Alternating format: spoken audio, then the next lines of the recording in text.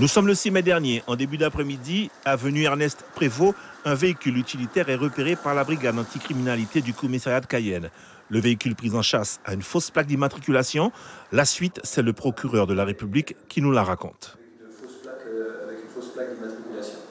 Les deux personnes qui étaient à bord ont fui vers le rond-point Leblon et finalement donc se sont embourbés dans un morceau de mangrove qui se trouve à cet endroit-là, se sont retrouvés sur le toit et ils ont été interpellés par les policiers. Et les deux personnes interpellées sont les agresseurs du vice-président de la CACL, Serge Bafo, kidnappé le 12 avril dernier à son domicile. Et durant l'intervention du 6 mai dernier, un coup de feu aurait été tiré par l'un des malfaiteurs.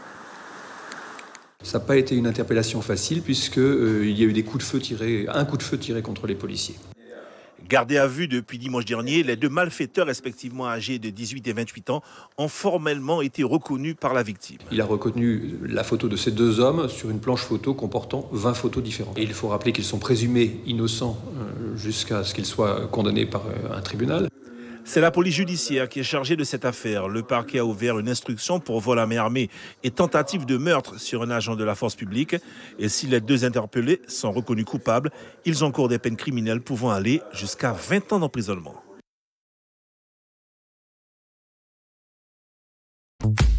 Suivez l'info sur Guyane la Première.